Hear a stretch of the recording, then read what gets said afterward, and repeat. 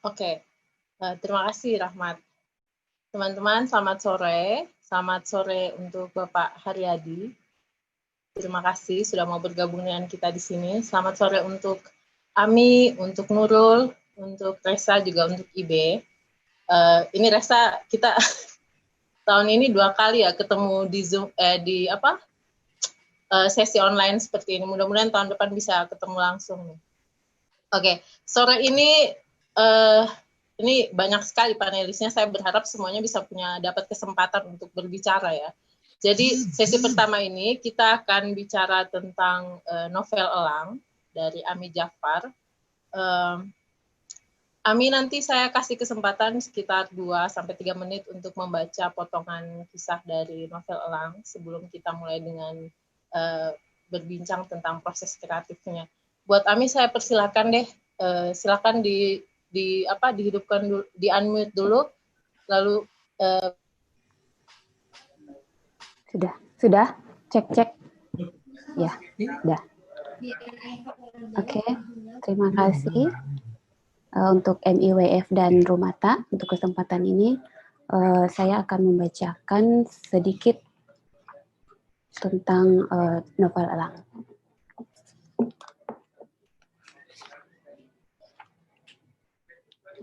Awan berusaha menyimbangkan matahari, mata bulatnya menatap lembah, nyaris tanpa kedipan. Dia seperti menjadi manusia terakhir di muka bumi ini. Pepohonan ranggas bertebaran dan tidak ada satupun hewan berkeliaran. Sungai mengalir malas bagai kencing bayi dan bebatuan berhamburan di sampingnya. Elang Gadisa berada pada situasi mencekam. Apa yang harus dilakukannya dalam kondisi demikian? Baru di detik lain, dia menemukan 2 orang yang tampak renta. Saat akan melangkah, tiba-tiba sebuah suara menghentikan. Kamu harus berada di sini selama 1 bulan. Tidak ada jalan keluar lain selain jika kamu membuka jalan penyebab semua ini. Suara yang bercampur dengan udara itu membuat bulir-bulir air mengucur dari pori-porinya. Sebulan, penyebab semua ini? Elang berusaha mengulang pendengarannya. Kondisi ini juga sangat sulit dan tidak memungkinkan. Elang membatin. Tenang saja, kamu nggak akan mati, kata suara itu, seolah dapat membaca pikiran Elang. Temukan segera buku hitam dengan 2 garis berbentuk anak panah. Buku? Lama tidak ada jawaban dan rasa lapar mulai melilit perut Elang. Dia melanjutkan langkahnya, berharap 2 sosok yang dilihatnya bisa mengeluarkannya dari teka-teki ini.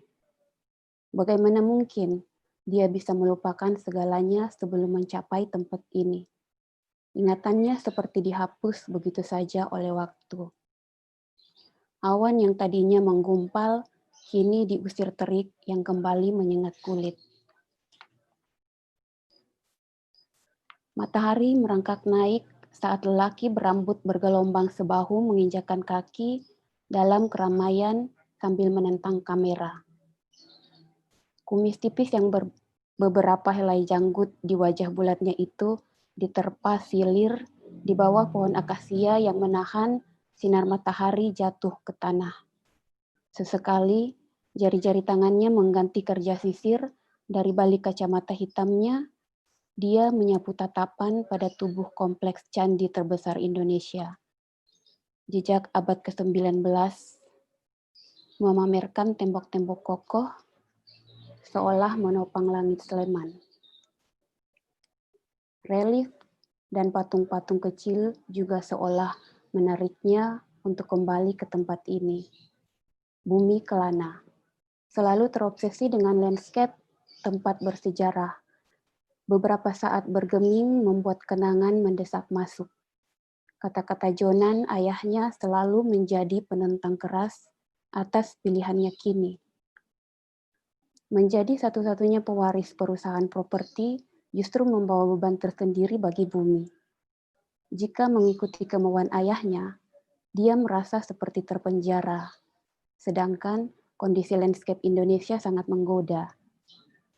Bahkan tidak jarang Bumi dan ayahnya berselisih paham, dan puncaknya pada saat dia memutuskan kuliah jurnalistik di Yogyakarta dan bukan jurusan ekonomi di Jakarta seperti keinginan ayahnya. Sementara pembicaraan dengan ibunya selalu saja diakhiri dengan rasa bersalah yang berbuah dilema. Halo Ami. Ya. Itu tadi satu bab ya? Dua bab. Iya. Oke. Kita langsung, maksudnya setelah sudah dengar tadi, coba kita masuk langsung ke diskusi aja ya. Oke, boleh. Nah, tadi saya sudah tangkap beberapa hal sih tentang tokoh utamanya si Elang. Mungkin kita mulai dengan bagaimana Ami awalnya membangun gagasan sehingga akhirnya memutuskan untuk menulis novel ini. Konsep apa sebenarnya yang ingin Ami bawa ke permukaan gitu, yang ingin Ami suarakan dari novel ini? Bisa Ami ceritakan dari proses awalnya, silakan. Oke. Sebenarnya ini awalnya dari kebetulan saya adalah jurnalis, jadi beberapa kali meliput soal banjir atau longsor ya.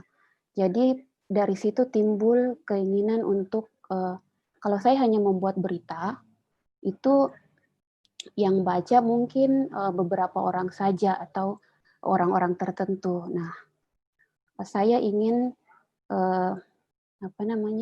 isu-isu lingkungan bisa menyebar ke beberapa kalangan. Nah, lewat karya sastra, saya pikir karya sastra bisa merangkum banyak kalangan lah, mulai dari anak SMA atau anak, yang penting karena cerita itu dia bisa mengantar orang pada pesan kita. Nah, pesan saya di sini intinya adalah isu lingkungan, bagaimana kerusakan akar dari masalah banjir, akar dari masalah tanah longsor. Meskipun alam berpengaruh, tapi manusia juga bertanggung jawab atas apa yang disebabkan oleh ulah manusia. Nah, di situ saya ingin mengajak pembaca untuk menyadari atau mengetahui bagaimana jika hutan itu rusak. Seperti itu.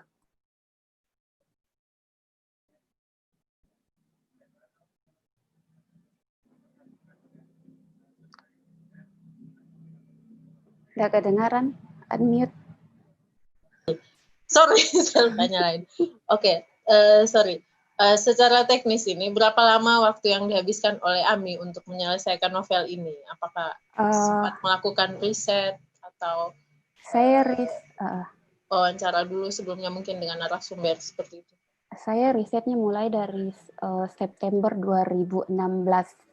Jadi saya mulai belajar itu dari MIWF 2016. Jadi dari para penulis-penulis yang datang itu saya sering bertanya langsung.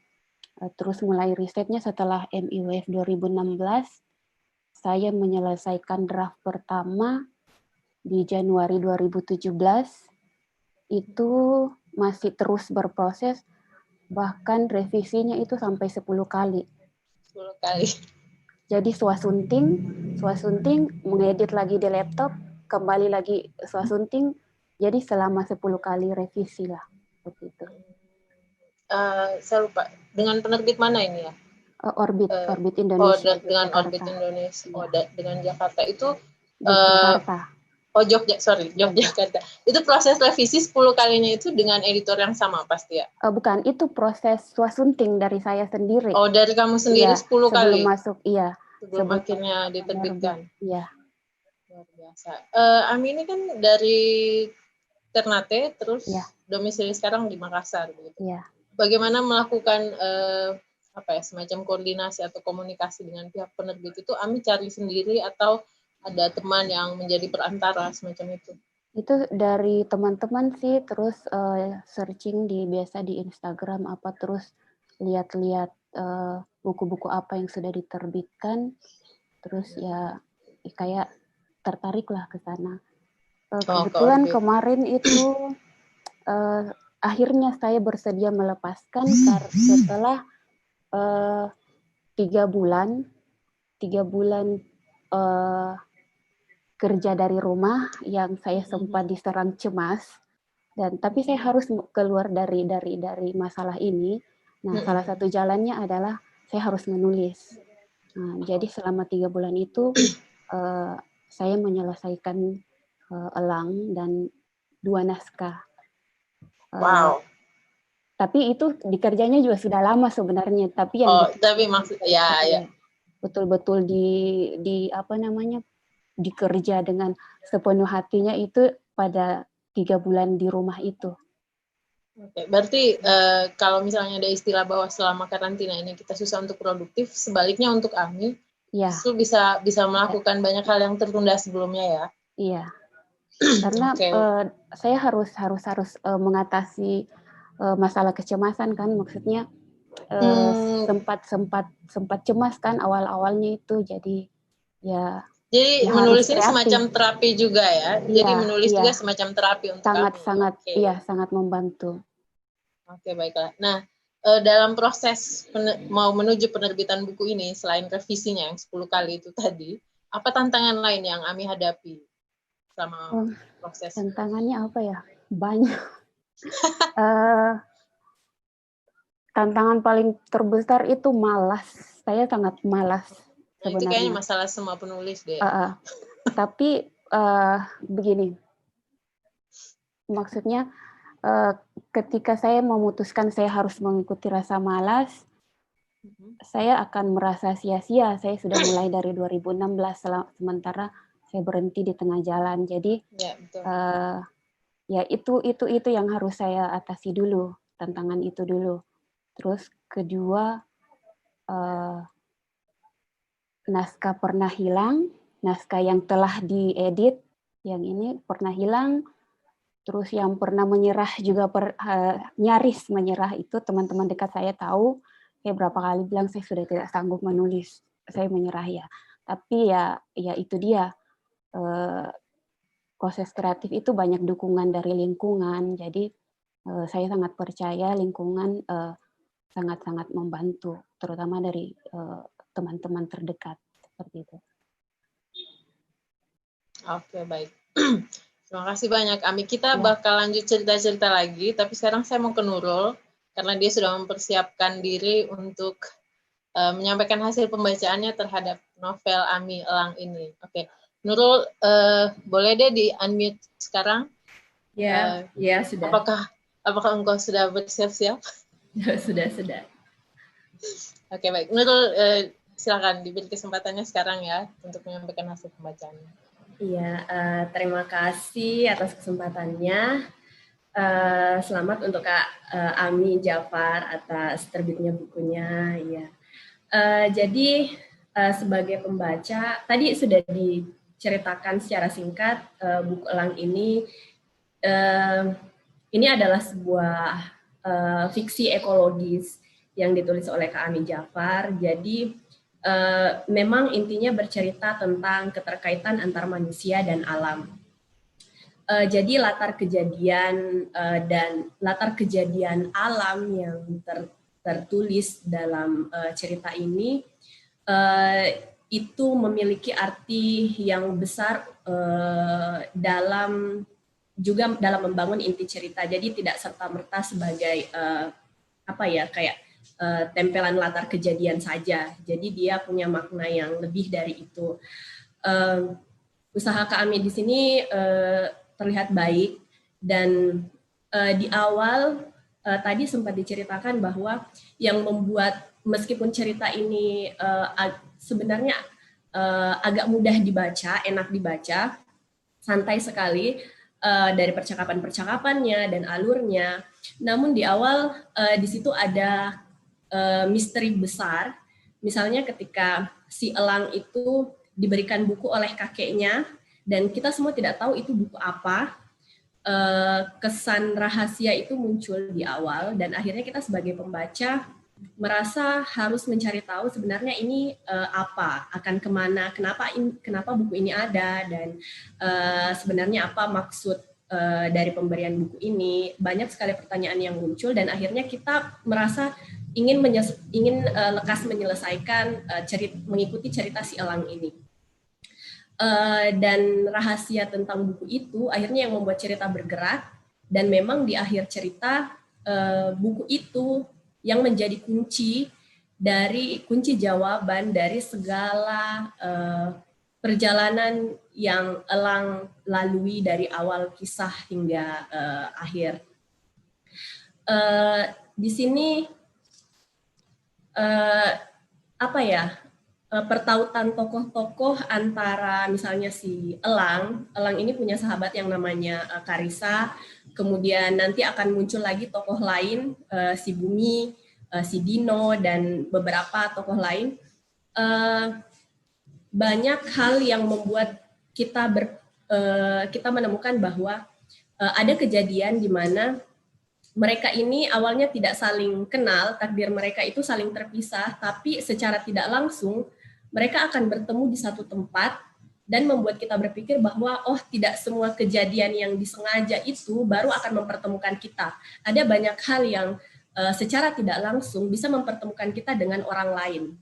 Nah, hal itu sepertinya Kak Ami di sini berusaha menyampaikan itu juga bisa terjadi di alam. Bahwa hal yang tidak sengaja kita lakukan, kita tidak pernah mungkin berniat untuk misalnya merusak alam, tapi sebuah tindakan kecil yang kita lakukan tanpa maksud apapun itu bisa berakibat pada hal-hal yang kita tidak ketahui. Nah, kausalitas dalam buku Kak Ami ini itu berapa kali diulangi tentang hukum sebab akibat. Jika kalian melakukan sesuatu, hal itu pasti akan berdampak. Tidak serta-merta antara manusia dan manusia, tidak secetek antar kenalan dan kenalan, tapi pada hal-hal besar yang terjadi di alam ini juga bisa terjadi. Misalnya di akhir kisah kita akan tercengang ketika kita mengetahui bahwa ternyata ada sebuah peristiwa besar yang terjadi pada si elang, pada leluhurnya si elang, yang kita sebenarnya tidak tahu dari awal. Ternyata leluhurnya si elang ini pernah mengalami suatu kejadian yang menurut kita mungkin ya itu biasa saja, tapi akhirnya itu yang membuat leluhur si elang ini begitu merasa punya tanggung jawab dan merasa harus menurunkan tanggung jawab itu tanggung jawab menjaga alam kepada cucunya misalnya. Membaca karya ini juga akhirnya menimbulkan banyak pertanyaan-pertanyaan tentu saja buat saya sebagai pembaca. Misalnya dalam membahas alam, ini terjadi ketika si elang pergi ke Dieng untuk membaca buku itu karena bukunya harus dibaca di gunung. Tapi elang kemudian kehilangan buku itu. Nah, ini di Dieng. Kemudian elang sempat melakukan perjalanan ke Ramang-Ramang di Makassar, di Kars. Kemudian ke Gunung Bawah Karaeng.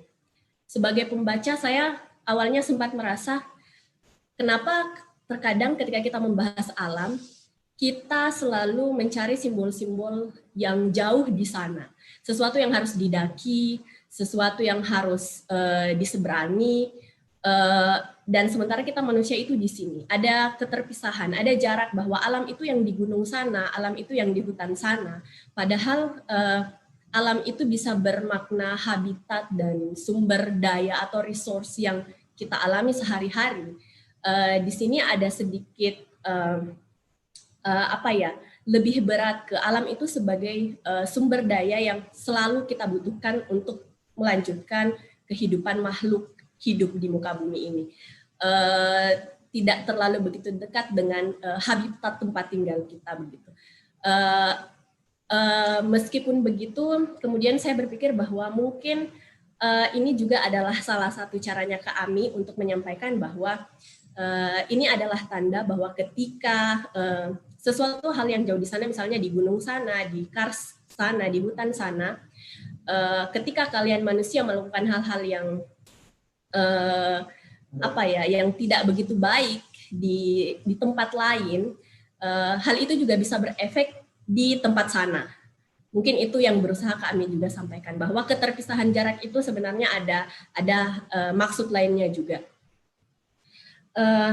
Kemudian saya sempat merasa sebagai pembaca, saya menunggu pesan-pesan seperti apa ya, kalau kita membahas isu lingkungan, pesan dalam buku ini itu sangat personal. Jadi kita begitu dekat dengan kehidupan si Elang, dengan tokoh-tokoh lain.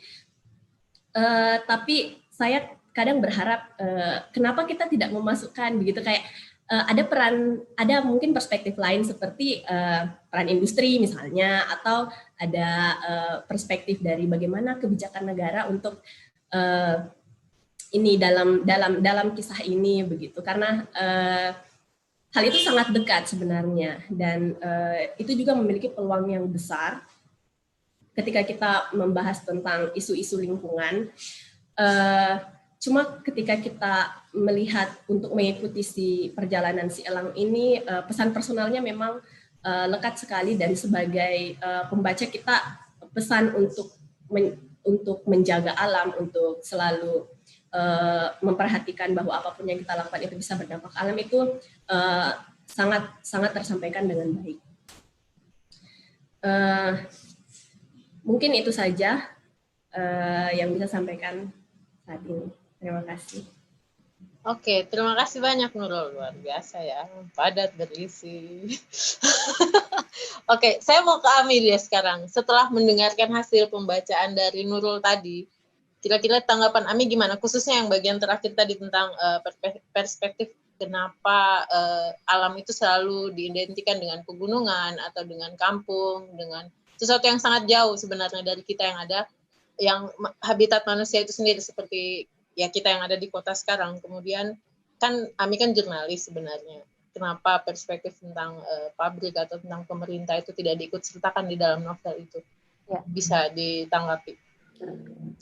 Sebenarnya itu memang dari kadang-kadang belum tidak terpikirkan dari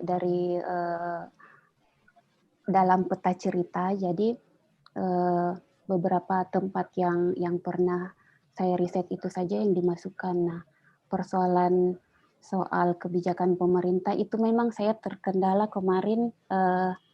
Saya harus membaca undang-undang lingkungan, isu-isu lingkungan. Nah, di situ memang saya agak kurang membaca di undang-undangnya itu.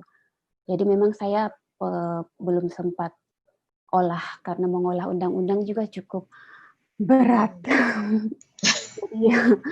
yang ada yang inti mungkin ya kapan-kapan deh. Oke, baiklah. Saya novel Elang ini ya, karena memang juga sebetulnya ini baru terbit kan ya? Iya, baru saja. Juni, ya Juni. Saya kemarin hanya dikirimi sinopsis oleh panitia. Oh, ya. Kalau menanggapi secara keseluruhan apa yang disampaikan oleh Nurul tadi, menurut Ami sendiri bagaimana? Apakah ada hal-hal yang sepertinya mengganggu seperti itu?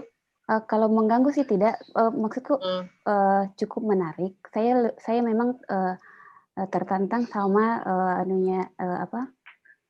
komentarnya Nuvo tadi yang soal pemerintah itu. Memang kebijakan-kebijakan pemerintah juga kan berpengaruh juga ke bagaimana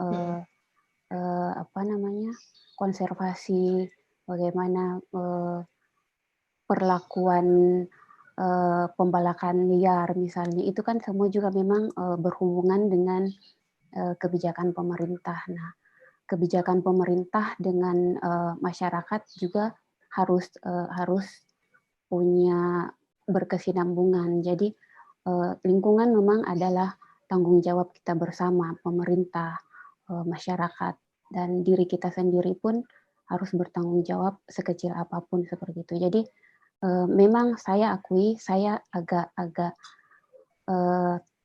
tidak memasukkan di yang soal tadi kebijakan pemerintah itu, karena saya kurang mendalami riset tentang kebijakan-kebijakan.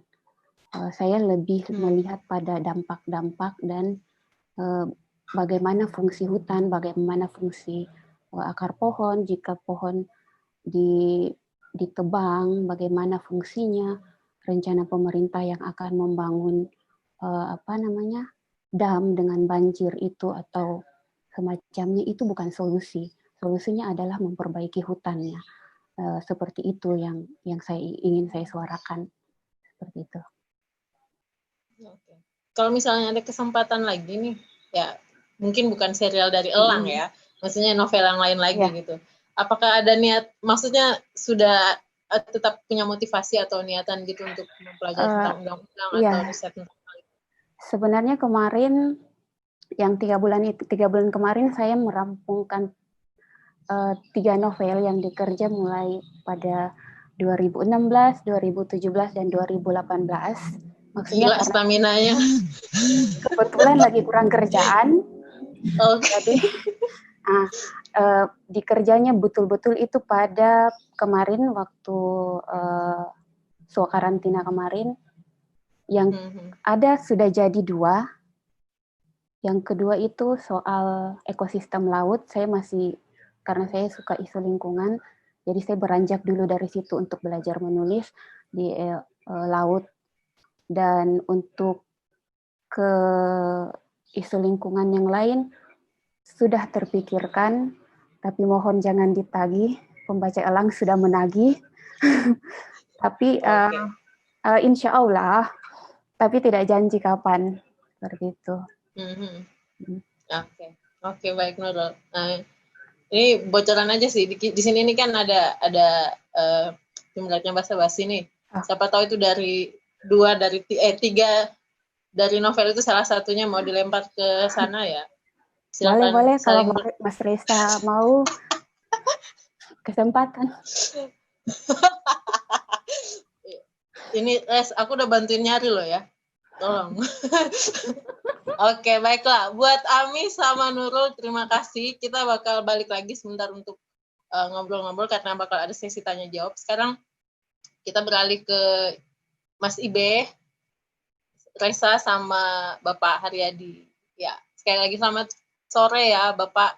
Terima kasih sudah gabung sama kita. Mungkin bisa kalau bisa di-unmute.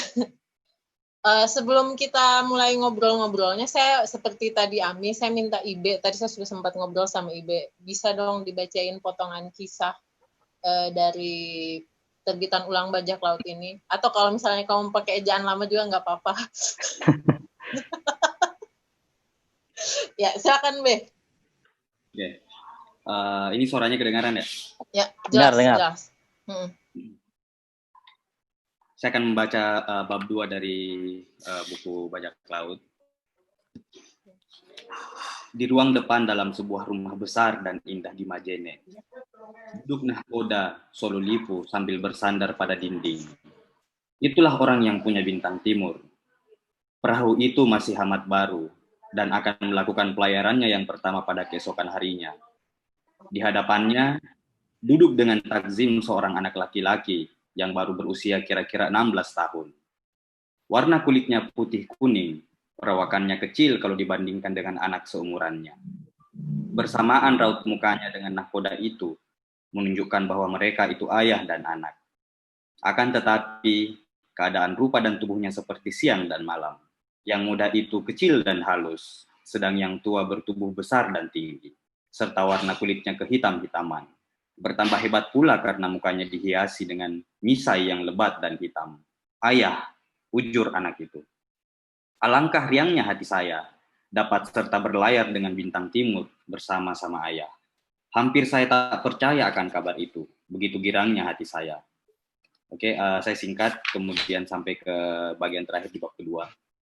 Jahannam, teriak Mappa Ganggang sambil melompat hendak menerkam Salabangka seperti seekor anak harimau. Akan tetapi kelasi-kelasi bintang timur yang tadi masih ramah dengan dia menangkap anak itu bersama-sama dan memegang kuat-kuat. Masih dicoba juga oleh Mappa Ganggang hendak mencekik leher penjahat itu. Akan tetapi tiba-tiba ia dipukul oleh orang dengan sepotong besi pada dahinya sehingga ia jatuh pingsan tiada sadarkan diri. Ketika Matarima hendak membela kawannya, kepalanya kena pukul pula. sehingga rebah terbaring di sisi Mapaganggang. Itu tadi cuplikan menjelaskan prosesi kapal bintang laut, lalu kemudian pelayaran perdananya, lalu di tengah pelayaran dia dibajak. Oke, terima kasih Ibe. Luar biasa sekali. Saya sempat baca kemarin postingannya Ibe bahwa bajak laut ini beralaskan karangan Carrington Carey. Gimana secara spellingnya? Ya pokoknya seperti itu. Diterbitkan pertama kali oleh Balai Pustaka dari Batavia pada tahun 1938 dengan nomor seri 1276. Jadi sekarang usianya sudah 82 tahun ya di 2020 ini sejak 1938. Ibe bisa suaranya kedengaran kan? Nah sekarang ini yang bikin penasaran itu bagaimana awal mula Ibe bisa mengenal Laside dan karya-karyanya, bisa diceritakan? Oke, ketika berbicara tentang Laside sendiri sebenarnya saya mesti flashback ke tahun 2011. Jadi waktu itu saya masih mahasiswa baru di Fakultas Sastra Ilmu Budaya Universitas Hasanuddin. Ada mata kuliah Mas Budi, Masyarakat Kebudayaan dan Kebudayaan Indonesia. Nah, pengampuh mata kuliah itu adalah Pak Nunding Ram. Nah, ketika itu saya diajak ke ruangan penelitian yang di dekat, kalau teman-teman yang akrab dengan landscape UNHAS pasti tahu IPTEX. Nah, di dekat IPTEX itu ada ruang kantor Pak Salim yang dulu juga menerjemahkan Lagaligo. Nah, di ruang itu saya diperkenalkan dengan Pak Salim, lalu kemudian ngobrol tentang Lagaligo, dan dia memberi saya 6 jilid buku terjemahan Lagaligo versi Pak Nunding Ram bersama kawan-kawannya. Nah, di tengah obrolan itu dia menyebut nama Laside. Nah, pada saat itu saya mulai tahu bahwa Laside adalah orang pertama bahkan yang diajak oleh profesor dari Belanda untuk menerjemahkan Lagaligo.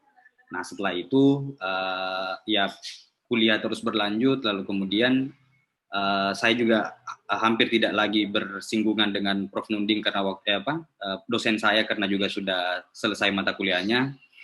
Sampai ketika saya memulai riset tentang Perang Makassar, saya kembali bertemu dengan nama Laside. Jadi dia menulis tentang Arung Palaka, salah satu karya dari Laside. Dia menulis tentang Arung Palaka yang telah diterjemahkan oleh Pak Ahmad Saransi dari Bugis kuno ke bahasa Indonesia, ditransliterasi. Nah, saya setelah saya menelusuri, saya akhirnya mencari-cari tentang Laside, lalu kemudian saya ketemu dengan judul buku salah satu karangannya adalah Bajak Laut. Akhirnya saya tanya ke beberapa teman, ke beberapa senior yang punya perpustakaan pribadi di rumahnya tentang naskah Bajak Laut ini, tetapi juga hasilnya nihil. Saya berkunjung ke beberapa perpustakaan, juga hasilnya nihil. Sampai pada tahun 2018, saya berangkat residensi ke Belanda. Nah, di perpustakaan Leiden, saya sebenarnya sudah putus asa menemukan arsip tentang Laside ini sebenarnya. Tapi di suatu sore saya iseng-iseng sebelum balik dari perpustakaan, saya ketik di website perpustakaan itu nama Laside, dan ternyata itu muncul semua karangan Laside atau hasil penelitian yang pernah mengutip Laside. Nah, salah satunya adalah Bajak Laut ini. Jadi langsung saya pinjam, dan mungkin karena juga sistem perpustakaan di sana yang lumayan berkembang. Ketika saya pinjam, keesokan harinya saya datang, saya kemudian merepro buku Laside yang masih ejaan lama. Kemudian itu filenya saya simpan. Nah, sempat sebenarnya saya bagikan untuk sebagai, karena buku ini sudah menjadi domain publik kan, sudah bisa diakses bebas karena usianya sudah lebih 50 tahun. Namun di suatu hari di Festival Sastra Banggai, ketika bertemu dengan Mas Reza, waktu itu juga ada Kak Lili, ada Rahmat, bahkan kami ngobrol kemungkinan bisa tidak Laside ini diterbitkan. Ketika kami ngobrol, ternyata Reza waktu itu sebagai salah satu petingginya basa-basi ya langsung mengiyakan, dan saya bersyukur waktu itu. Kurang lebih seperti itu.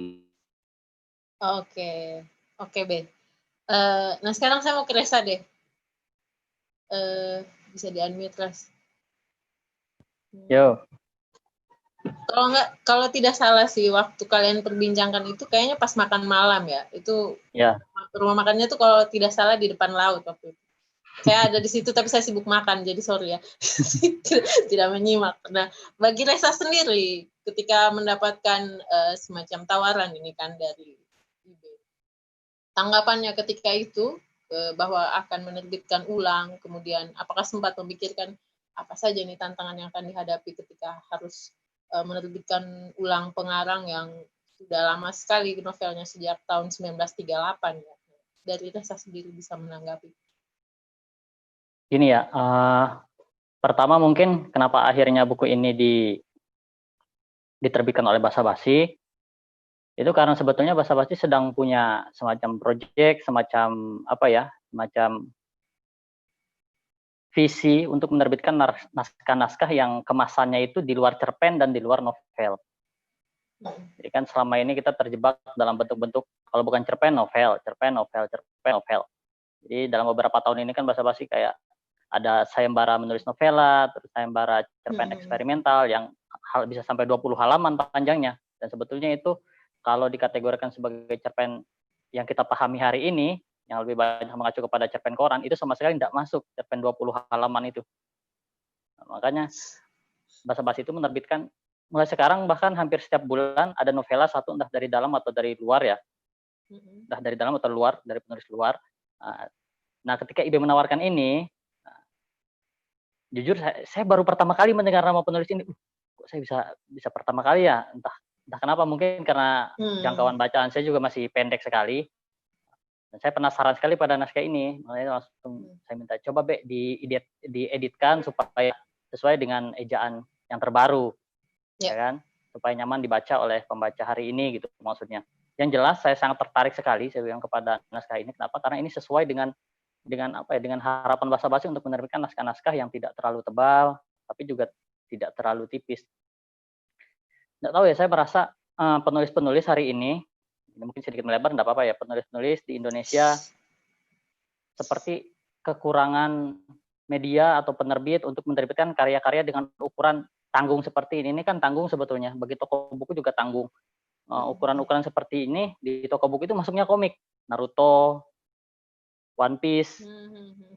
Kalau kerak novel ini terjepit. Saya seperti ini terjepit. Kecil, tidak masuk ukurannya. Ini dengan ukuran rak itu sangat nanggung sekali. Masuk ke buku-buku besar juga tidak mungkin, karena ini fiksi kan. Nah, penulis di Indonesia kekurangan sekali media atau penerbit yang bisa menerbitkan buku-buku seukuran ini gitu loh. Dan Basa Basi berusaha untuk mengakomodir itu. Dan ketika mendengar IB menawarkan naskah ini, wah, oke lah. Itu tanpa pikir panjang sih sebetulnya. Kenapa? Karena ini salah satu naskah yang bisa dibilang ya, terlepas di masalah pasar atau apapun, ini naskah yang langka dan layak untuk diterbitkan kembali. Dan Basa Basi memang tidak selalu berpikiran bahwa ini akan laku atau tidak, ini tantangannya atau tidak. Tidak selalu ke sana sih, Mar. Apalagi kan seperti kemarin sempat kita bahas, Basa Basi ini kan indie, dan indie tidak selalu mesti nyetak 2.000, 3.000, 5.000. Berbeda sekali dengan penerbit-penerbit mayor. Kita mungkin ya nyetak 200, 300, per bulan mungkin berhasil menjual 50, 60, atau bulan-bulan berikutnya setelah bulan ketiga biasanya lebih turun, kadang cuma 5, 10, 20, tidak masalah gitu toh. Yang penting tetap berputar modal seperti itu. Dan ya saya sangat senang sekali jujur ya, ini salah satu naskah yang saya baca sampai tuntas. Maksudnya sekalipun saya sebagai editor, tidak semua naskah yang masuk sebenarnya saya baca tuntas. Ada beberapa, oke ini seperti saya 1-3 halaman, ya memang oke saya serahkan kepada editor, karena hanya seperti itu sebetulnya. Tapi ini naskah yang sangat menarik dan saya baca sampai selesai. Bahkan saya rekomendasikan ke beberapa kawan gitu, karena memang oke sekali. Terus apalagi ya tadi persoalan itu. Oh iya, saya jujur ya, saya mengucapkan terima kasih sekali kepada IB dan juga kepada keluarga Laside, karena apa ya sudah mempercayakan ini kepada Basa Basi gitu, sudah memberikan Basa Basi kesempatan untuk mengemas kembali karya ini. Itu dulu mungkin ya Mar dariku. Oke, baik. Makasih Reza ya. Nah, kita sebentar akan kembali ke Reza dan Ibe tentang proses penerbitan dari editing dan sebagainya. Tapi saya mau ke Bapak Haryadi dulu. Halo, selamat sore Bapak. Ya, selamat sore. Apa kabar? Alhamdulillah baik. Ya, puji Tuhan ya, bugar sekali kelihatannya. Alhamdulillah. Ya, kan sore ini kita diberi kesempatan untuk membicarakan tentang mendiang Laside. Itu Bapak ya, dari Pak Haryadi. Iya. Oke. Perasaan Bapak ketika mendapat kabar bahwa buku ini akan diterbitkan ulang dengan ejaan yang sudah disempurnakan, yang seperti pembaca saat ini biasa baca, itu Bapak sendiri merasa bagaimana? Apakah ada perasaan seperti terharu atau bahagia sekali seperti itu? Silakan diceritakan, Pak. Oke. Mungkin tidak ada kata-kata yang lebih pas untuk mengungkapkan apalagi ini kebahagiaan, kesenangan kami, karena itu sudah bercampur bahagia, terharu, bangga, ya, senang dan sebagainya. Karena saya pikir begini, terus terang banyak di antara saya paling bungsu, ya. Saya paling bungsu, sekarang berusia 65 tahun sedikit.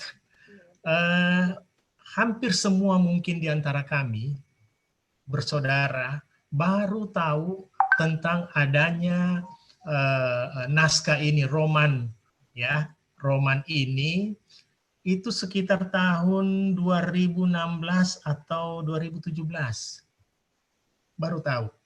Tahunya itu dari satu ketika kami membersihkan rumah di Jalan Gunung Batu Putih, Makassar, ketemu file dari ayah saya, file, dan di situ ada daftar riwayat hidup ya, yang diperlukan pada waktu akhir tahun 50-an kalau nggak salah, pada waktu itu diperlukan daftar riwayat hidup untuk pengangkatan dalam satu jabatan. Dalam satu jabatan oleh pemerintah. Kemudian kami semua melihat, membaca, ada rupanya selain buku-buku untuk keperluan sekolah, pendidikan sekolah, tapi di dalam bahasa daerah, dalam tulisan lontara, misalnya Sulo, Wajeng Pajeng. Kalau orang-orang tua zaman dulu itu pasti tahu. Itu versi buku itu untuk Bugis. Untuk Makassarnya itu Dalek Tak Buah. Ya. Terus ada lagi tentang sejarah Goa, tentang Bone dan sebagainya. Tapi kami baru tahu bahwa ada naskah orang tua atau cerita atau roman dari tulisan orang tua kami yang berjudul apalagi ini Bajak Laut. Bajak Laut ya. Bajak Laut, iya.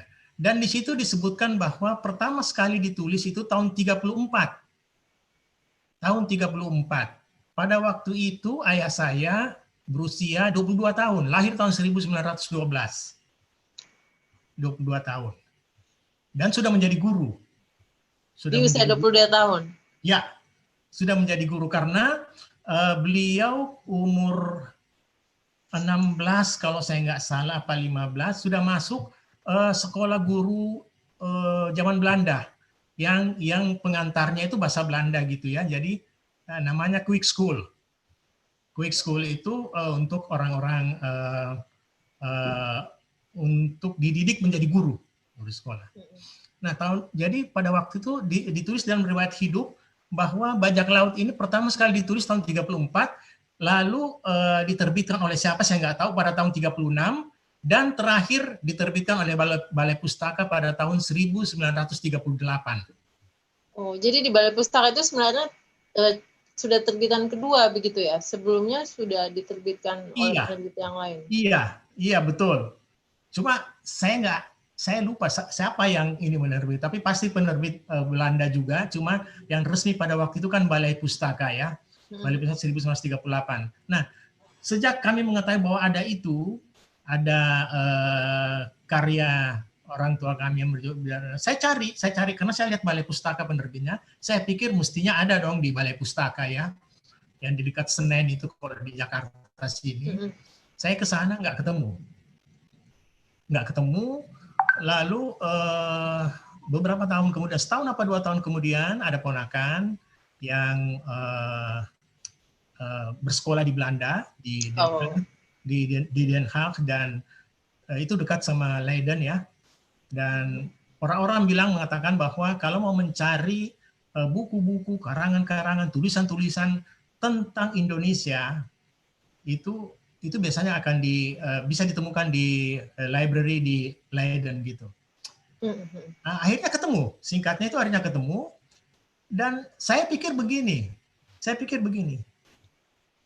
seandainya tidak diterbitkan, ya buat kami ya udah rasa hanya bangga saja, senang saja bahwa bisa membaca ya, bisa membaca tulisan. Buat ponakan saya itu berarti neneknya. Kita kan di Bugis kalau laki-laki maupun perempuan itu nenek aja namanya ya, jadi kami sebut nenek aja. Sama di sini juga Bapak. Iya. Jadi kalau Indonesia Timur itu nenek semua. Nenek semua ya, iya. Jadi saya pikir barangkali cukup pada hanya rasa senang saja, rasa senang yang hanya diketahui oleh kalangan keluarga besar saja bahwa orang tua atau nenek kami ternyata sudah pernah menulis satu cerita pada usia 22 tahun. 22 tahun dan setelah itu menghilang. Pada tahun 38 tidak ditemukan dan baru bisa ditemukan di Leiden ya, di perpustakaan Leiden situ. Nah, itulah saya katakan tadi bahwa barangkali hanya ya sekedar rasa senang saja ya. Kemudian mungkin dituangkan di dalam medsos antara ya WA grup medsos WA grup keluarga ya. Wah senang, wah gimana, wah hebat ya nenek kami. Tapi ketika itu akan diterbitkan, maka itu akan diketahui oleh orang banyak. Ya. Kan diketahui oleh orang banyak bahwa oh, iya ada orang, apalagi maaf kalau saya bilang, apalagi buat orang Sopeng. Ada yang kenal Sopeng kan? Ada yang tahu Sopeng. Apalagi buat orang Sopeng, dia akan wah ada rasa kebanggaan gitu. Wah ada rupanya orang tua kita ini yang sejak berapa puluh tahun yang lalu itu sudah menulis. Yang barangkali pada waktu itu di Sopeng pada tahun 30-an ya di daerah sana sangat sedikit orang yang punya pendidikan yang cukup tinggi gitu ya. Sangat sedikit barangkali. Ini satu sangat kebanggaan. Oleh karena itu saya mengatakan bahwa kami semua keluarga besar anak-anaknya. Sekarang anak-anak Laside itu hanya 5 orang yang tersisa dari 10. Kami semua merasa terharu, bangga, terharu. Apalagi kalau dikatakan senang ya itu tingkatannya masih di bawah itu. Tapi kalau sudah bahagia, bangga apa sudah di atas gitu. Dan ya itu itu yang bisa saya sampaikan, senang. Banyak orang yang akan mengetahuinya. Saya kira ya. Oh, terima kasih banyak Bapak. Ini sore yang luar biasa sekali ya. Ini manfaatnya duduk dengar orang tua bicara tuh ini. Saya senang karena karena akhirnya Bapak bisa cerita dari awal mula. Ternyata itu file sudah sempat ditemukan di tahun 2016 ya. Maksudnya file riwayat hidup itu, sehingga Bapak mereka punya bayangan bahwa oh ternyata ada karya dari nenek kita ini yang sebenarnya sudah pernah diterbitkan begitu. Tapi rupa bajak laut itu sendiri Bapak sebenarnya belum pernah lihat. Belum pernah. Belum pernah. Baru setelah ponakan saya yang kuliah di China. Itu yang mungkin yang ketemu Ibe itu ya? Iya, betul sekali. Oke. Halo? Ini sinyalnya. Sinyalku kah?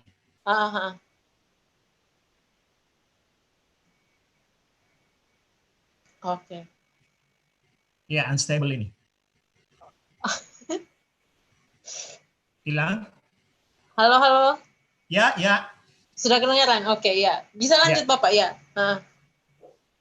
Enggak, karena ditanyakan kesan kami dengan diterbitkannya. Iya, seperti itu tadi yang saya sampaikan. Oke, ya siap. Oke, baik. Terima kasih Bapak. Sekarang mungkin saya lanjut ke Ibe lagi ya. Ibe, are you there? Oke. Halo, Be. Ya, halo. Be. Dengaran ya? Ya, kedengeran. Halo? Ya. Ya, kedengeran. Oke. Halo, B. Oke. Ya. B, saya berharap sekarang kau masih duduk di kursimu ya, benar ya? Jangan sampai kau sudah di atas plafon. Ya, maksudnya ya, mungkin untuk orang lain ini suatu hal yang biasa saja begitu kan. Tapi kalau misalnya tidak ada seorang IB yang mengobok-ngobok perpustakaan Leiden dan akhirnya menemukan naskah ini, lalu akhirnya punya niat menerbitkan ulang, kan hari ini kita tidak tahu siapa itu Lasside. Nah, sekarang saya mau IB ceritakan dong bagaimana proses menulis ulang untuk menyesuaikan novel Bajak Laut yang lama itu dengan ejaan bahasa Indonesia yang sudah disempurnakan seperti yang sekarang, sehingga mudah dipahami oleh pembaca. Silakan. Oke. Jadi sebelumnya saya ingin menceritakan bahwa mengapa kemudian Lasside bagi saya sendiri itu merasa intim, karena di antara sekian banyak sejarawan atau orang-orang yang menulis tentang sejarah Sulawesi Selatan, hanya segelintir orang yang barangkali bisa berada di posisi tengah, terutama antara konflik kerajaan, konflik ketika Perang Makassar itu terjadi antara Kerajaan Bone dan Kerajaan Goa. Ketika itu dituliskan ulang, sangat sedikit sebenarnya orang yang bisa berada di tengah untuk melihat bahwa ya ini bukan perkara dendam yang mesti kita wariskan kepada generasi muda atau kepada anak cucu kita. Nah, salah satu orang yang cukup serius membagikan informasi yang berimbang dalam tanda petik adalah Lasside itu sendiri. Makanya saya merasa cukup akrab dengan Lasside secara literatur ya. Lalu kemudian itu memang terbukti ketika kita membaca misalnya yang saya sebut tadi, buku tentang Arung Palaka itu, dia cukup tidak menganggap Sultan Hasanuddin itu buruk atau menganggap Arung Palaka itu lebih wah atau lebih hebat daripada Sultan Hasanuddin, begitupun kebalikannya. Jadi itu tadi persoalan yang pertama. Jadi sangat jarang di masa itu ya. Kalau sekarang kan yang menulis misalnya sejarah tentang Sulawesi Selatan sudah mulai cukup berimbang, tetapi ya pada masa itu sangat jarang kita menemukan orang yang bisa cukup berimbang untuk melihat persoalan itu. Nah, yang kedua, kalau kita melihat sendiri bagaimana Lasside menuliskan Bajak Laut ini menarik. Karena di kru Bajak Laut itu, ini bukan One Piece ya, tapi di kru Bajak Laut itu ada yang jadi nahkodanya itu namanya nahkoda Salabangka. Lalu kemudian ada seorang laki-laki bernama Marudani. Nah, Marudani ini dilukiskan di dalam buku Lasside itu sebagai orang Bugis. Kemudian tokoh yang ketiga adalah Daeng Manyarang yang digambarkan sebagai tokoh orang Makassar. Jadi dengan mencampurkan tokoh-tokoh dengan latar sosial seperti latar suku seperti itu, menurut saya cara Lasside untuk mencairkan suasana yang memang ada tahun-tahun di mana terjadi persaingan cukup sengit dalam tanda petik antara orang Bugis dan orang Makassar. Nah, kemudian dan yang menariknya karena dia menghubungkan itu misalnya dengan nyaris semua suku besar yang ada di Sulawesi Selatan dihubungkan. Bugis, Makassar, Mandar, bahkan ke Selayar, karena di buku ini digambarkan anak Opu Apatana dari Selayar itu menikah dengan anak dari siapa namanya yang dari Mandar itu, Marakdia Binuang. Nah, jadi anak Opu Apatana yang menikah dengan Marakdina Binuang. Nah, ketika dia menikah itu, nah kapal yang dari Selayar inilah yang sebenarnya dibajak. Yang dari Selayar yang membawa upeti. Kalau waktu itu disebutkan uang lamarannya itu dan hantarannya segala macam itu kurang lebih sekitar 17.000. Tentu waktu itu angka yang cukup besar ya. Itu yang dibawa besar, ya. Cukup besar. Dibawa dari Selayar, kemudian di tengah perjalanan di lintasan selat Makassar itu, setelah melewati Pare-Pare, ada pulau kecil. Nama pulau itu adalah Pulau Saropo. Nah, di Pulau Saropo ini memang kalau kita membaca riwayat tentang pulau ini, dulu kapal-kapal itu selalu singgah di pulau itu untuk mengambil air. Jadi pemahaman Lasside tentang geografi Pulau Sulawesi Selatan ini juga cukup dalam dan mendetail. Jadi di pulau itu memang dari dulu kapal-kapal kecil ataupun kapal besar sering untuk mengambil air.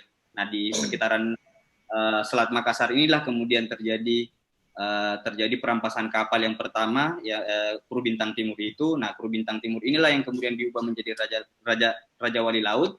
Lalu kapal Raja Wali Laut inilah yang kemudian digunakan untuk membajak kapal yang berangkat dari Selayar. Nah, itu tadi. Jadi landscape secara latar arkeologis Lasida melihat Sulawesi Selatan, latar sosialnya, konflik yang terjadi pada masa itu, adanya persaingan suku-suku yang tidak mau kalah dalam tanda petik, itu tadi semua digambarkan secara epik, ya semua sama buruknya dan semua sama bagusnya. Nah, itu yang menariknya ketika saya membaca karya Lasida. Tidak ada yang lebih bagus daripada yang lain, atau tidak ada yang lebih buruk, tapi dia ada sisi yang bagusnya, ada juga sisi negatifnya. Nah, itu tadi sangat tergambarkan ketika Lasida menyampur 3 tokoh bajak laut itu, yang dari orang Bugis, kemudian ada dari orang Makassar.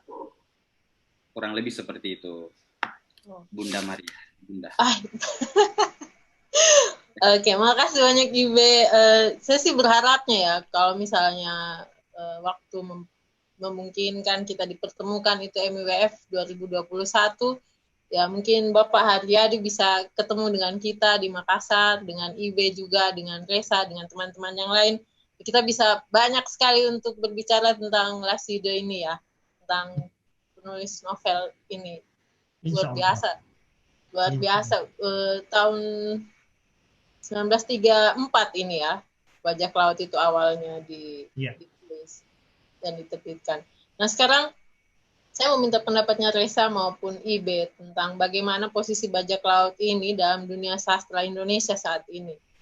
Sebagai novel yang diterbitkan ulang ya, tentu saja dengan latar yang sangat berbeda sekali dengan kita yang sekarang, kemudian dengan cerita yang mungkin juga, saya tidak tahu proses editingnya Ibe dan Resa seperti bagaimana, sehingga bisa menyesuaikan dengan selera pembaca saat ini. Mungkin dari Resa lebih dulu ya, setelah itu baru Ibe. Sebetulnya gini ya kemarin sempat ada kekhawatiran apakah cara berbahasanya, cara penyampaiannya akan terlalu berjarak dengan pembaca hari ini ya, terutama karena para pembaca sastra juga semakin hari semakin muda sejujurnya. Tapi ya pada akhirnya ya biarkan pembaca yang memahami itu sendiri, biarkan pembaca yang menafsirkan, biarkan mereka yang mencari. Ada banyak sekali, terutama bagi orang-orang yang berada di luar Sulawesi ya. Jadi spesifik lagi mungkin orang-orang yang berada di luar Makassar dan di luar Bugis. Ada banyak sekali nama-nama yang bahkan mungkin pertama kali mereka dengar, ada nama seperti ini ternyata ya. Ada banyak hal-hal yang mesti mereka usahakan untuk cari lagi, telusuri lagi, karena ini memang naskah yang sangat padat sekali, naskah yang penuh dengan aksi, benar-benar berisi alur yang bergerak maju, nggak ada lambat-lambatnya sama sekali, nggak ada yang membosankannya sama sekali, benar-benar padat dan seru. Seperti kalau hari ini ya mungkin seperti kalau pernah baca Nyalinya Putu, atau mungkin yang pernah diterbitkan Margin itu apa? Lelaki tua yang membaca kisah cinta itu, Sepulveda kalau tidak salah. Pendek, padat, pembukaannya langsung ke inti persoalan, dan saya yakin setiap pembaca ya, terlepas dari cara penyampaiannya seperti apa, perbedaan dialeknya atau perbedaan susunan kalimatnya seperti apa, akan dengan mudah nyambung kok dengan cerita ini. Terlebih itu yang sempat dibahas kemarin kan, permasalahan latar belakang seseorang, latar belakang penulis lah, sehingga mempengaruhi cara dia menulis begitu. Tapi untuk Resa, khusus untuk buku ini sepertinya dari tempo yang cepat itu tidak akan menjadi masalah untuk pembaca ya. Itu salah satu sisi ininya sih, salah satu keunggulannya. Mungkin akan berbeda kalau naskah ini ditulis seperti cara Hamka menulis, mungkin akan sedikit berjarak dengan para pembaca yang berada di Jakarta, di Bandung, di Jogja. Kalau cara penulisannya terlalu Melayu atau ke Minang-Minangan misalnya, karena bahasanya akan sangat lain sekali gitu. Tapi karena bahasa yang dipakai pun bukan bahasa yang terlalu puitik, bahasa yang terlalu mencari sisi yang terlalu gitulah. Nah ya, benar-benar aksi, benar-benar novel aksi yang tidak berisi pencaksilat tapi berisi tembak-tembakan dan gerak gitu. Saya yakin ya, makanya ya ketika pertama kali membaca pun, sebelum terbit itu, sebelum layout dan lain-lain, saya merasa bahwa sebetulnya ya kalaupun ada naskah lain ya, maksudnya selain naskah ini dengan tema yang sama, apalagi jika sama klasiknya, wah dengan senang hati sekali, maksudnya basa-basi mau menerbitkan naskah-naskah sejenis. Dan ini di luar persoalan apakah, lagi-lagi ya, ini di luar persoalan apakah ini akan laku atau apa. Enggak sih, sejujurnya penerbit ini seperti basa-basi itu lebih banyak, lebih condong ke sisi oke, kita sedikit senang-senang dan banyak berjalan di atas idealisme dalam tanda kutip ya, perjuangan kita sendiri untuk mengangkat karya-karya lama, untuk memberi jalur-jalur baru kepada penulis-penulis hari ini gitu. Seperti itu sih, Mar. Aku pikir kemarin kamu cukup oportunis, tapi ada campuran idealisnya juga. Kamu ya sebenarnya harus, kemana itu sih? harus. Maksudnya oportunis itu adalah hal-hal yang memang bisa kamu diskusikan, bisa kamu lenturkan, silahkan lenturkan. Hal-hal yang tidak bisa kamu bicarakan, tidak bisa kamu lenturkan, misal persoalan apa kemanusiaan dan lain-lain, kesetaraan, itu kan tidak bisa dibicarakan. Oke, itu fix, harus kita perjuangkan, oke. Tapi hal-hal seperti nama, Sapar Banggai diganti saja dengan Sapar Nurhan, itu kan hal yang sebetulnya bisa kamu usahakan. Aku ganti nama pena saja, tidak masalah, itu tidak akan menyakiti siapapun, tidak akan mengeksploitasi siapapun, gitu loh. Jadi oportunis dalam hal ya. Jangan sebut merek juga, ya Allah. Iya, maksudnya oportunis atau pragmatis itu dalam hal-hal yang memang tidak esensial, tidak substansial, tidak benar-benar mendasar gitu sih. Tapi untuk idealisme ya tetap ada, penerbit pasti ada. Semoga orang-orang seperti Reza ini semakin banyak ya, biar makin banyak nih kira-kira penulis yang belum kelihatan ini diterbitkan. Nah, Ibe minta pendapatnya tentang yang tadi dong. Yang mana nih? Menurutmu bagaimana posisi novel bajak laut ini dalam dunia sastra Indonesia saat ini setelah dia diterbitkan? Nah, kalau saya melihat bajak laut sendiri sebagai sebuah naskah, saya merasa tanpa bermaksud mengglorifikasi ya, tapi saya merasa bahwa Laside ini seolah-olah sudah menulis 30 tahun yang akan datang. Karena kalau kita membaca misalnya karya-karya yang ditulis oleh, saya tidak bermaksud mengecilkan siapapun ya, tapi maksudnya ketika kita membaca karya-karya penulis yang ada sekarang di Sulawesi Selatan terutama, persoalannya berkutat pada misalnya satu kampung sendiri atau suku sendiri. Nah, dia tidak berbicara secara luas.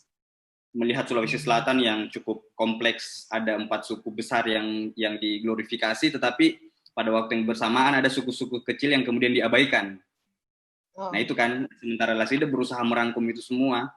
Bahkan kalau kita lihat landscape bajak laut ini kan, dia menyeberang sampai ke Kalimantan.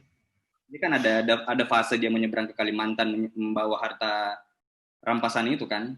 Jadi menurut saya Laside menulis seolah-olah ya 30 tahun yang akan datang, ketika orang tidak berbicara lagi tentang tentang suku atau asal daerah, tetapi dia berbicara melihat ini sebagai satu kesatuan wilayah yang kompleks, bukan hanya Sulawesi tapi juga menyeberang ke pulau lain. Atau mungkin ya saya bahkan pernah membayangkan bahwa seandainya Laside menulis lebih panjang lagi, dia bahkan mungkin bisa membahas sampai ke Jawa atau ke Papua atau kemanapun misalnya dia bisa menghubungkan persoalan itu kan. Nah itu mungkin kalau saya melihat posisi dia, itu mungkin kalau dari saya. Terima kasih. Oke, baik. Jadi kesimpulannya Laside ini cukup visioner ya dalam menulis kisah. Bahkan itu masih tak lekang oleh waktu ketika kita baca di tahun 2020 sekarang ini. Sangat. Oke, luar biasa sekali. Kita sudah jam 5 sekarang, jadi harus masuk ke sesi selanjutnya, yaitu tanya jawab.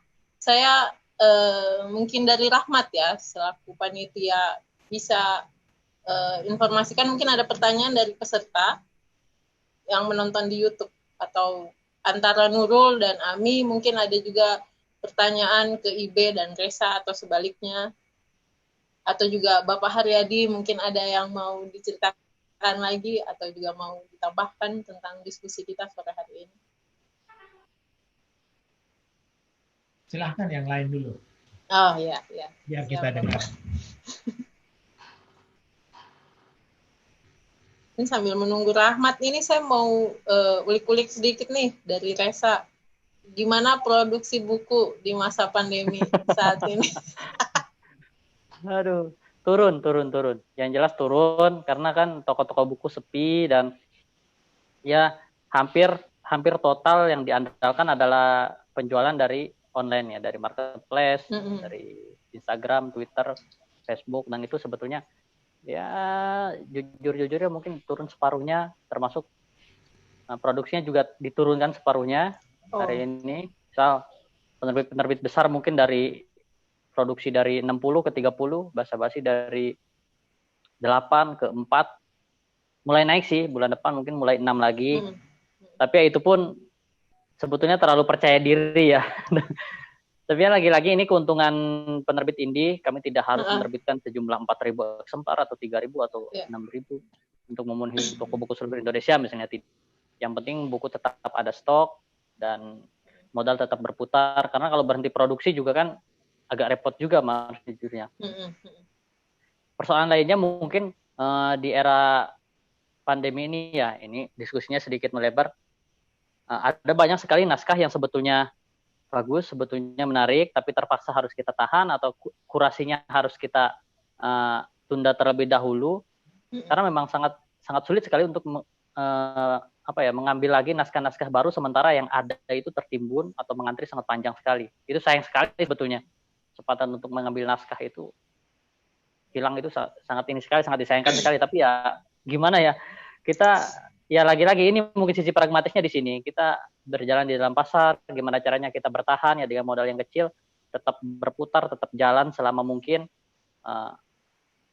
tanpa mengorbankan terlalu banyak hal gitu. Makanya paling 1 bulan menerima 2 naskah sekarang nih yang bersedia kami terbitkan ya. Tidak sebanyak dulu mungkin bisa sampai 5, 6. Iya, kayaknya hampir tiap bulan tuh ada promosi baru, ada buku baru seperti itu kan.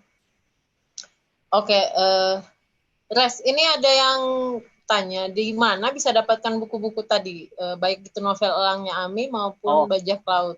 Karena ini buku indie kan, tidak dijual di toko buku seperti Gramet dan sebagainya. Di toko buku seperti Togamas itu sebetulnya masih masuk toko-toko buku kecil atau tradisional itu beberapa masih masuk, masih nyetok. Cuma memang tidak masuk Gramedia. Untuk pemesanan online itu bisa ke reseller Tokopedia. Di Tokopedia di search pasti nongol kok, atau bisa langsung ke akun Basa-Basi Store ada di IG. Itu untuk Bajak Laut ya. Kalau untuk bukunya Kak Ami, coba mungkin bisa langsung di. Ami, halo, unmute dulu ya. Halo. Di mana nih kita bisa dapatkan bukunya? Sama juga ada di Shopee atau Tokopedia, atau bisa langsung ke toko buku indie. Book Corner juga bisa. Oke. Ya. Baiklah. Terima kasih Ami. Ini dari Iben nih, dia nanya balik ke kita lagi. Ada ketakutan tidak kalau orang Makassar ini diidentikan dengan bajak laut? Maksudnya ya karena cerita ini, karena mungkin juga dulu memang betul bahwa orang Makassar kan memang suka berlayar kan, maksudnya suku-suku di Sulawesi kan. Ini kau tanyakan ke siapa Ibe sebenarnya? Coba kau jelaskan. Oh isu, oke baiklah. Isu sebenarnya Mar, maksudnya karena itu kan ada sempat yang tanya dengan diterbitkannya buku ini, jangan sampai nanti ada anggapan kalau, atau misalnya tersinggung kalau orang Bugis atau orang Makassar itu disamakan dengan bajak laut. Nah itu sebenarnya kenapa. Tapi kalau misalnya mau tanya pendapat pribadi sih, keren-keren aja sih. Sebagai bajak laut. Ya maksudnya bajak laut itu kan orang yang suka berpetualang sebenarnya ya. Terlepas dari bahwa mereka suka merampok kapal lain, tapi maksudku mental mereka itu loh untuk mengarungi samudra dari benua yang satu ke benua yang lain itu luar biasa sekali. Saya selalu terpukau sebenarnya kalau cerita tentang kawan-kawan dari Bugis, dari Makassar, dari Bajo. Mereka punya banyak sekali cerita-cerita sejarah lah tentang lautan itu, tentang pelaut, tentang pelayar gitu. Bahkan kami yang orang Ende itu sebagian besar suku pesisir itu adalah orang dari Bugis, dari Bajo, orang-orang Makassar begitu. Sehingga kami punya aksara yang mirip dengan aksara Lontara. Jadi ya, dan itu sampai sekarang hampir punah, makanya kita lagi berusaha keras supaya aksara itu bisa ada lagi. Jadi kalau mau bilang sih, saya kalau ada isu itu ya saya senang-senang saja sih. Tapi kenapa sebenarnya saya mengangkat itu? Karena persoalan ini seperti yang saya Jadi kan sebenarnya di buku Bajak Laut itu saya menulis bukan itu ya, semacam kata pengantar. Pemerintah dan rakyat Makassar tidak boleh berlayar kemanapun kecuali Bali, Pantai Jawa, Jakarta, Banten, Jambi, Palembang, Johor, dan Kalimantan. Dan harus meminta surat izin dari komandan Belanda di sini, dalam tanda kurung Makassar. Mereka yang berlayar tanpa surat izin akan dianggap musuh dan diperlakukan sebagaimana musuh. Tidak boleh ada kapal yang dikirim ke Bima, Solor, Timur, dan lainnya. Semua wilayah di timur, Tanjung Lasso, di utara dan timur Kalimantan atau pulau-pulau di sekitarnya. Mereka yang melanggar harus menebusnya dengan nyawa dan harta. Nah, ini sebenarnya adalah butir 9 dalam perjanjian Bunaya. Nah, yang menarik bahwa memang ada peran kolonialisme pada masa itu untuk menjadikan misalnya pelaut Bugis, pelaut Mandar atau pelaut Makassar itu sebagai bajak laut melalui aturan kolonial itu tadi. Jadi mereka dilarang berlayar, bukan mereka yang tidak mau ya, tapi memang ada aturan seperti itu. Oke. Kita masuk ke pertanyaan dulu ya. Ada pertanyaan yang masuk, Be. Halo? Ini pertanyaannya untuk Pak Haryadi. Tapi saya tidak tahu apakah Bapak bisa menjawab atau tidak, karena secara ini Bajak Laut kan novel dari mendiang Laside. Jadi kemungkinan Pak Haryadi bisa gambarkan sedikit, mungkin dulu waktu masih masa kecil sudah pernah sama-sama dengan Bapak, ada hal-hal yang sempat diceritakan oleh beliau mungkin. Nah, ini Bajak Laut ini kalau boleh tahu idenya dari mana?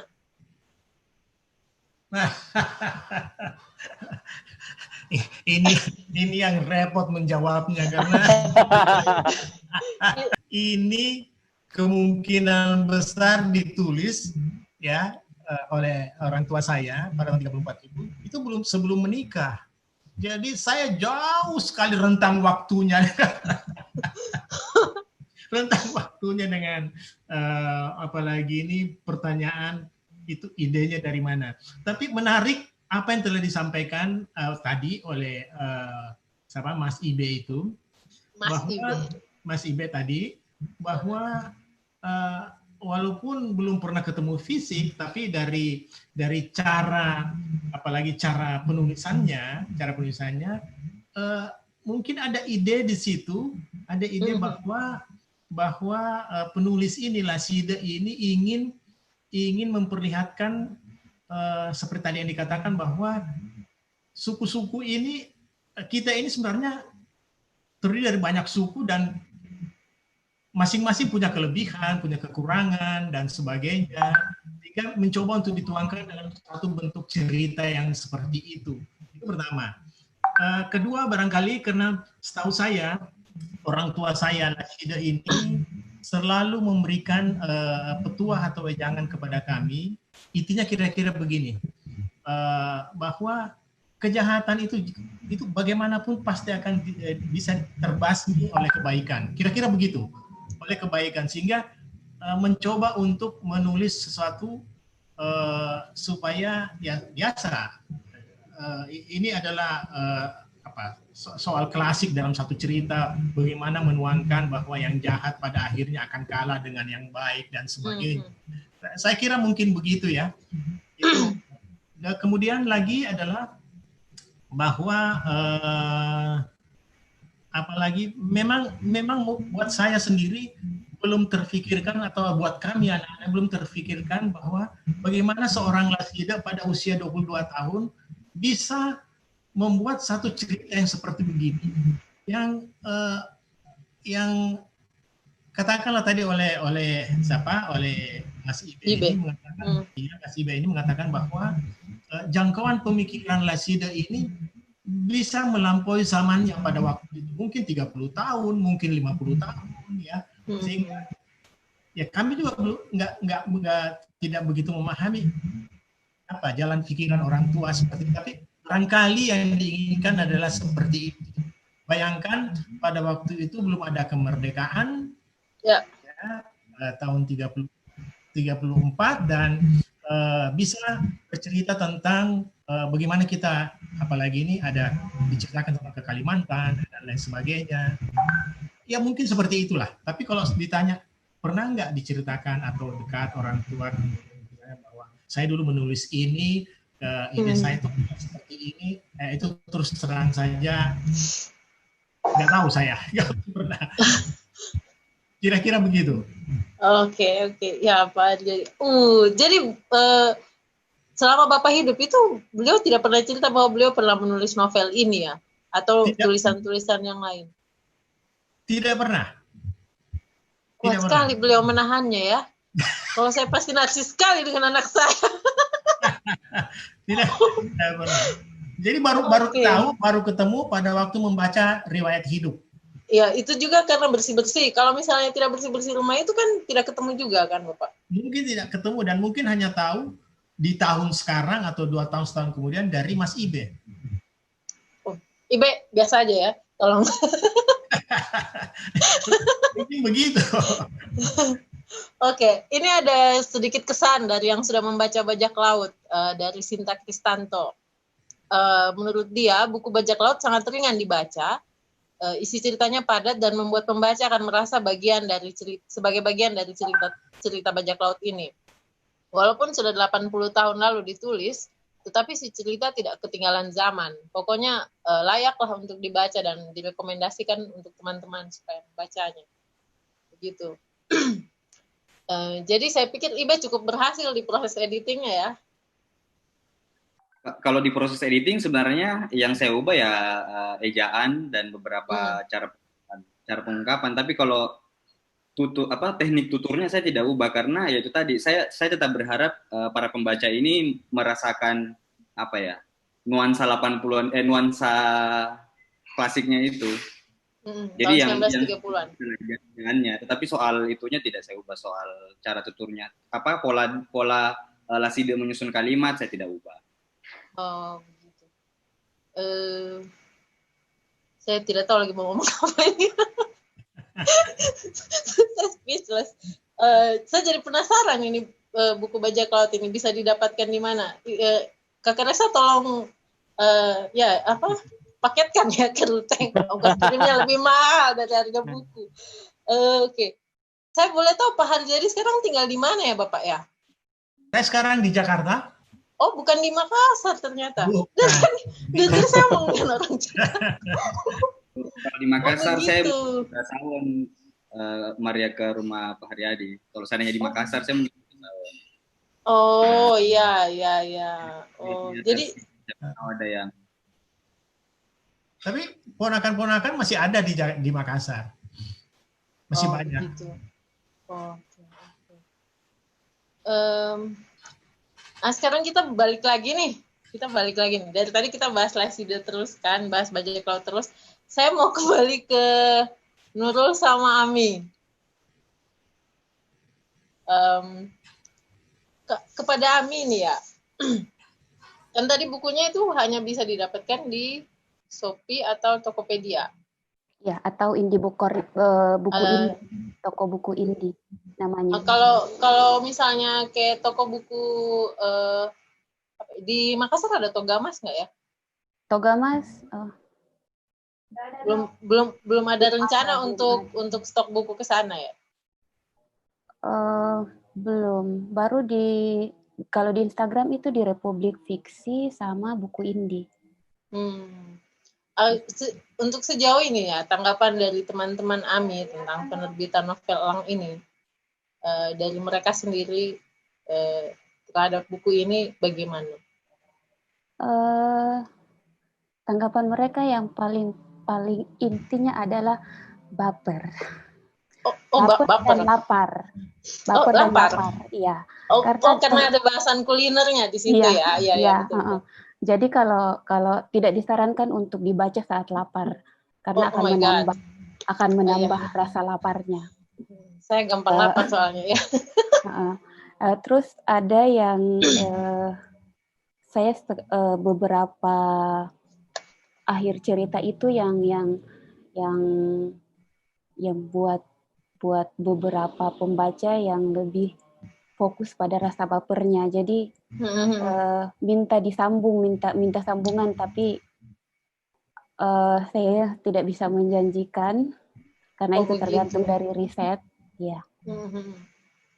Jadi diharapkan ada jilid kedua begitu Iya. dari Elang gitu ya. Sebagian besar yang sudah baca berharap ada jilid kedua. Oke. Nah, kalau boleh tahu kenapa tokohnya dinamakan Elang begitu? Saya Kenapa tidak Garuda atau Raja Wali? Iya, pertama begini, saya kalau dari hewan-hewan kan ada beberapa jenis yang saya suka. Nah, kalau dari Aves itu saya sukanya elang. Kenapa namanya elang? Dan kemarin ada yang sempat bertanya kenapa elang perempuan, padahal identik elang adalah nama laki-laki. Saya ingin bahwa mengubah pandangan yang selama ini bahwa elang itu adalah laki-laki, seperti itu. Dan saya akui ada sedikit yang saya lupa tulis di situ adalah kenapa namanya elang. Iya. Bisa saya ceritakan? Ya, boleh. Sebenarnya orang tuanya awalnya mengira anaknya dalam kandungan itu adalah laki-laki, tapi ternyata yang lahir adalah perempuan, tapi sudah lebih duluan disiapkan nama elang, ya ditambah saja gadista, jadilah ada femininnya sedikit. Elang gadista begitu. Oke. Ini saya mau minta tanggapannya Nurul dong tentang ini tadi ungkapan Ami bahwa buku ini bisa menyebabkan pembacanya baper dan lapar. Nah, apakah Nurul mengalami kelaparan ketika membaca novel ini? Maksudnya rasa apa ya? Itulah semacam tidak ngiler ya kalau kita biasanya bilang gitu ya. Pas lagi baca sesuatu yang tentang makanan itu ingin deh jadinya seperti itu. Nurul sendiri mengalami itu atau tidak? Apa ya, kalau makanan ya kan tergantung selera. Dan yang dibahas yang saya ingat diceritakan di sini yang cukup detail dibahas itu kalau masakan misalnya kuliner. Elang ini kan punya warung makan namanya Warung Elang. Jadi dia itu sempat digambarkan dengan deskripsi yang cukup detail memasak ayam bumbu rujak. Ya itu salah satu potongan cerita yang menurutku cukup detail menceritakan bagaimana ayam bumbu rujak itu dibuat oleh si elang ini. Kalau lapar-lapar ya mungkin cukup ini kalau bisalah menggiurkan seperti itu. Tapi kalau baper ya memang ada juga. Tapi saya sebagai saya kalau membacanya justru malah merasa di akhir ceritanya saya merasa elang baru memulai ceritanya lagi yang baru, karena ketika dia sudah membuka buku dari kakeknya itu di akhir cerita kan dia di situ diceritakan sudah menemukan buku yang dari kakeknya itu dan dia baca, tahu-tahu ternyata elang itu dititipkan sebuah menurutku itu sebuah tugas yang cukup berat begitu, karena kakek elang dulu adalah penjaga hutan dan karena satu dan lain hal dia tiba-tiba merasa melakukan kesalahan dan akhirnya dia meminta elang, kamu yang sekarang harus menjaga hutan misalnya. Menurutku di situ adalah pintu yang sangat besar untuk pembaca bertanya, lah ini berarti kisahnya elang harus dimulai lagi dari sini. Seperti itu. Saya merasa itu lebih meninggalkan kesan yang menurutku cukup teringat begitu. Sama ada juga sebelumnya itu ada aplikasi kausalisme ya.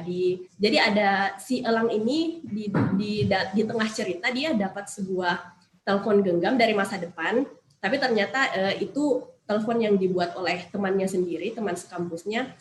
Tapi itu ada satu aplikasi namanya kausalisme dan itu adalah aplikasi yang ketika kita buka, dia bisa meramal atau menjawab pertanyaan-pertanyaan seputar masa depan alam di masa depan. Nah, tapi itu tidak begitu.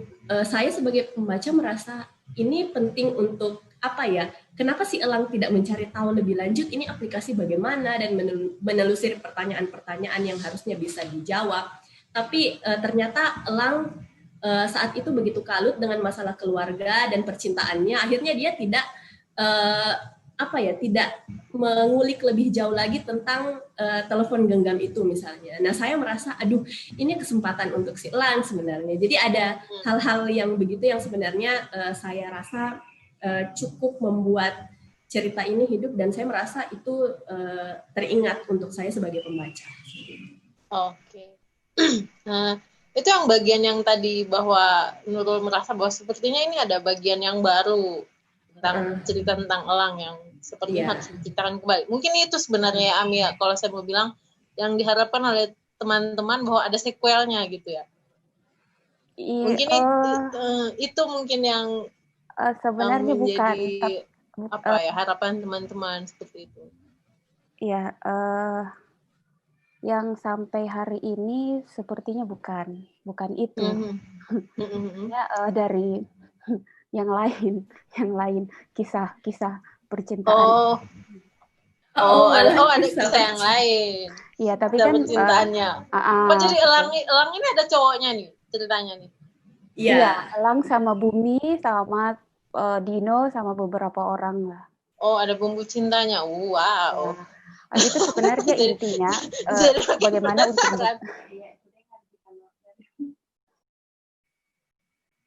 Halo, Ami? Ya. Bisa dilanjutkan? Sebenarnya itu tidak terlalu ini, cuman berusaha untuk menggerakkan kisah ini supaya semacam kendaraan cerita begitu. Jadi pesan saya pada intinya ya tetap lingkungan. Jadi secara tidak sadar pembaca bisa menemukan inti-inti dari cerita seperti itu. Oke, baiklah. Terima kasih Ami juga Nurul ya. Ini kita tinggal 3 menit lagi. Dari panitia apakah ada pertanyaan lain atau tanggapan dari peserta? Saya tidak mau membuat panelis saya ini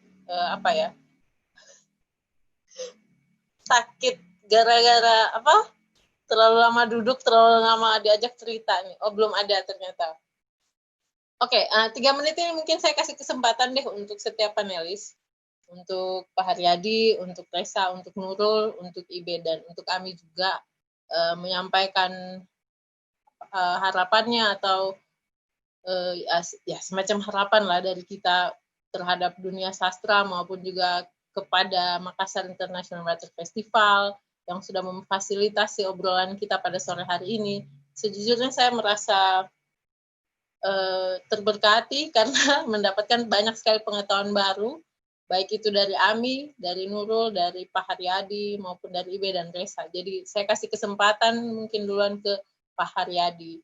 Setelah itu baru diikuti oleh yang lain. Oke, terima kasih atas kesempatan yang diberikan kepada kami. Pertama yang tentu yang kami harapkan adalah bahwa buku ini bisa menjangkau banyak segmen, bukan hanya anak-anak muda, tapi barangkali buat orang-orang lain, orang-orang tua yang masih mengingat Lasida sebagai mungkin dulu mentornya atau gurunya, karena dalam beberapa tahun terakhir, jangan beberapa tahun terakhir, berbelas tahun, berpuluh tahun yang lalu, saya masih temukan orang-orang terutama di Sulawesi Selatan yang merasa bahwa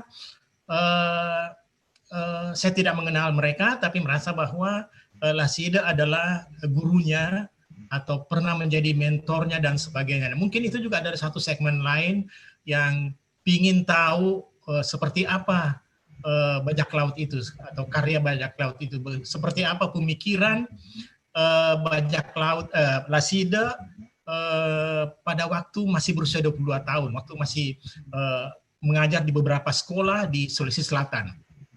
Mungkin seperti itu. Jadi kami berharap memang akan menjangkau halayak yang lebih luas, dan ini memang unik saya pikir bajak laut ini karena menceritakan sesuatu yang pemikiran yang jauh ke belakang, 80 tahunan yang lalu. Kalau kita bandingkan dengan cerita-cerita sekarang, tentu sangat berbeda.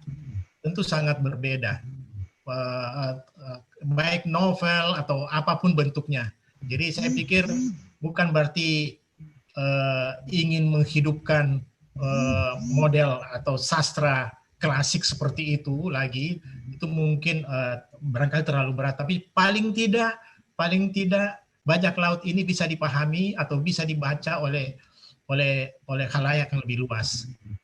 Saya kira itu mungkin yang harapan kami. Siap. Terima kasih. Terima kasih Pak Aryadi. Saya ke Ami deh.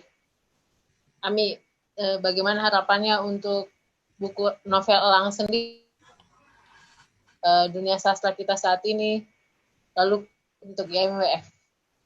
Ya, harapan saya dengan novel ini tentu saja bisa mengunggah kesadaran bagaimana manusia menyadari hubungan, bahwa bukan hanya hubungan manusia dengan manusia, tetapi bagaimana manusia menjaga hubungannya dengan alam. Terus kepada MIWF tentu saja saya sangat berterima kasih. MIWF adalah tempat saya belajar, salah satu tempat yang saya menganggap sebagai rumah kedua saya. Jadi sangat tidak berlebihan jika saya sangat mendukung MIWF dan berharap MIWF pada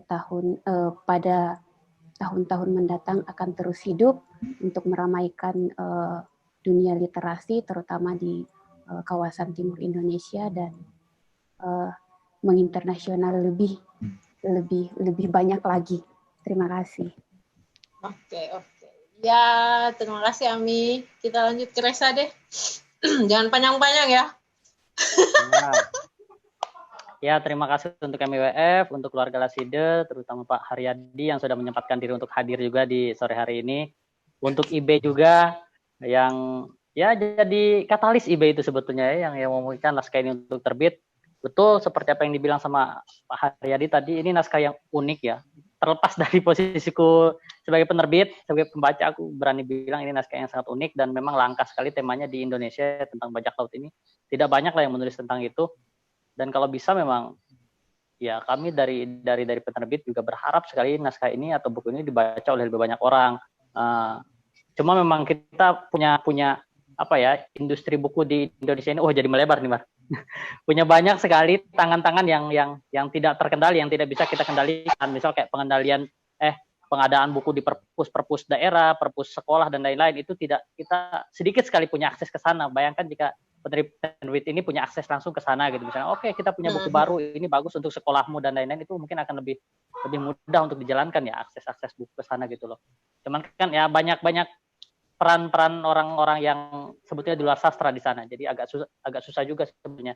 Nah, harapan kami sebetulnya dari penerbit Basa Basi secara umum ya, secara lebih luas, kalau teman-teman memiliki naskah sejenis yang punya tema yang unik dan punya bentuk yang mungkin ya agak nyeleneh, entah ini novel tidak masuk, cerpen tidak masuk, dan mungkin kalau dikirim ke koran tidak masuk, dikirim ke penerbit besar tidak masuk, coba kirim ke Basa Basi. Karena kami sangat menerima sekali kelainan tema, kelainan bentuk, kelainan ya yang lain-lain lah kami menerima gitu maksudnya. Yang menarik itu kami terima, dan ya karena ya kembali ke persoalan tadi, penerbit ini punya keleluasaan yang lebih ini ya dalam hal pasar dan modal gitu. Itu mungkin dariku.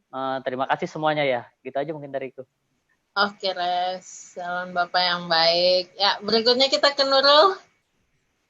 Ya, harapan ya. Kalau harapan mungkin seperti panel ini ya kali, kayak naskah lama dicari, naskah baru ditulis, lalu diterbitkan. Diterbitkan semakin banyak lagi naskah supaya dan semakin banyak orang membaca dan terdistribusikan dengan baik seperti tadi yang Karesa bilang, sampai ke sekolah-sekolah, sampai ke tempat-tempat yang jarang, susah akses bukunya. Dan itu sih kalau sekarang harapan saya. Oke, Nurul bijak sekali ya. Terima kasih Kak Maria. Ya, yang terakhir dan yang last but not least, Mas Ibe. Kalau saya, tentu yang pertama saya berterima kasih kepada MIWF.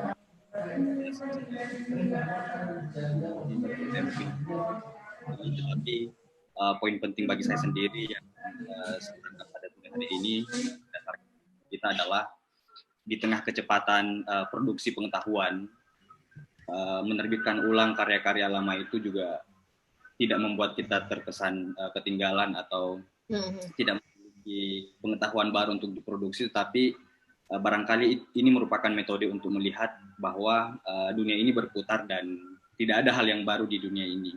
Karena ketika kita membaca Lasida secara utuh misalnya, kita akan menemukan satu sisi yang menarik dari tokoh Mapaganggang dan Matarima, dua tokoh yang digambarkan sebagai anak dari nahkoda Soliloquy itu.